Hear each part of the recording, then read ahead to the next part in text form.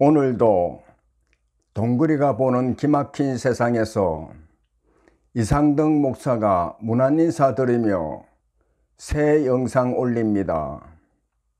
언제나 건강하시고 즐겁고 행복한 시간 보내세요. 안녕하십니까? 오늘은 무릎 꿇은 자를 귀하게 씁니다라는 제목으로 함께 생각해 보겠습니다. 로키 산맥은 북아메리카 서부 쪽 미국과 캐나다에 걸쳐 남북으로 길게 뻗어 있는 큰 산맥으로 세계에서 두 번째로 깁니다. 총 길이는 4,500km에 이르고 최고봉은 미국 남부에 있는 엘버트 산인데 높이가 4,401m입니다. 로키 산맥의 3,000m 높이에는 수목한계선이 있습니다. 수목한계선은 고산이나 극지에서 수목이 살 수 있는 극한의 선을 말합니다. 수목한계선을 넘어서면 환경 조건이 너무나 열악해 수목의 생육이 굉장히 어려워집니다. 그래서 수목한계선을 넘어선 곳에는 교목이 자랄 수 없고 키가 작은 관목이나 풀이끼류 같은 식물이 자랍니다. 교목은 우리가 흔히 볼 수 있는 키가 큰 나무를 말하며 관목은 나무의 주된 줄기가 없이 개나리와 같이 땅 속에서부터 여러 줄기가 나오는 나무를 말합니다. 그런데 로키 산맥의 수목한계선 주변 지대에 자라는 나무가 있습니다. 이 나무들은 매서운 추위와 강풍으로 인해 위로 곧게 자라지 못하고 휘어져 마치 사람이 무릎을 꿇고 있는 모습을 하고 있습니다. 그래서 이 나무들을 무릎 꿇은 나무라 부릅니다. 이 무릎 꿇은 나무는 추위와 강풍을 견디느라 나무질이 단단하고 탄성이 높아 여러 용도로 귀하게 사용됩니다. 세계에서 가장 공명이 잘 되고 명품 바이올린도 바로 이 무릎 꿇은 나무로 만들어진다고 합니다.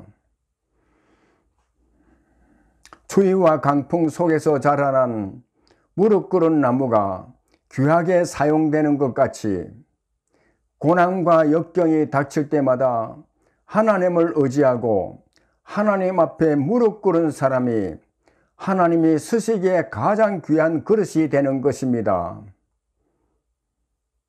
이런 사람은 어떤 사람이기에 하나님이 귀하게 쓰는 것일까요?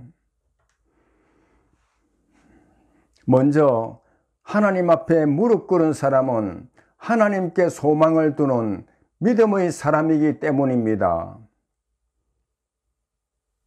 하나님의 백성들도 고난과 역경이 닥쳐오면 불안하고 힘들고 낙심이 될 때가 있습니다. 그러나 세상 사람들과 같이 흔들리며 절망하지 않습니다. 왜냐하면 임마누엘이 되는 하나님께 소망을 두고 있기 때문입니다. 무릎 꿇은 사람은 세상 사람들이 보기에 이제는 도저히 일어설 수 없다고 생각할 수밖에 없는 상황 속에서도 목마른 사슴이 시냇물을 찾기에 갈급함같이 하나님을 찾는 사람입니다. 하나님은 하나님께 소망을 두고 간절히 찾는 이런 사람을 외면하지 않고 귀하게 보십니다. 다음으로 하나님께 무릎 꿇은 자는 겸손한 사람이기 때문에 귀하게 쓰십니다.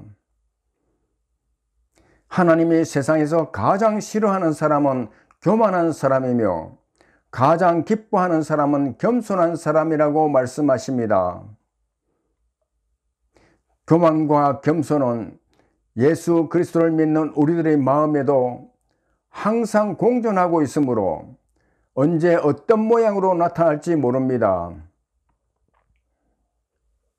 이스라엘의 첫 번째 왕 사울이 왕이 되기 전에는 하나님이 이스라엘 왕으로 삼을 만큼 자신을 낮추는 겸손한 사람이었으나 왕이 된 후 하나님 말씀에 순종하지 않는 교만한 사람이 되어 온 집안이 망하는 것을 보면 알 수 있습니다.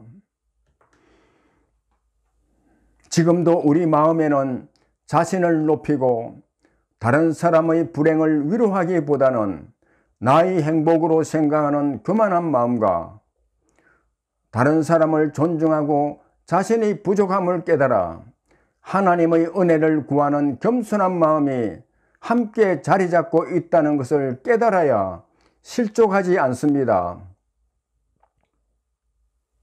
하나님은 잠언 18장 2절에서 교만을 버리고 겸손하라고 이렇게 경고하고 있습니다. 사람의 마음의 교만은 멸망의 선봉이요 겸손은 종기의 길잡이니라. 끝으로 하나님께 무릎 꿇은 자는 기도하는 사람이기 때문에 귀하게 쓰십니다. 기도는 하나님이 주신 사랑의 선물입니다. 왜냐하면 하나님은 기도할 때 귀를 기울여 주시고 만나 주시고 응답해 주시기 때문입니다. 기도하고 싶은 마음이 생기는 것도 하나님께서 주시는 은혜입니다. 하나님의 백성들이 믿음으로 드리는 기도는 하나님을 움직이는 능력이 있습니다. 그러나 기도하지 않으면 하나님으로부터 받을 수 있는 것은 아무것도 없습니다.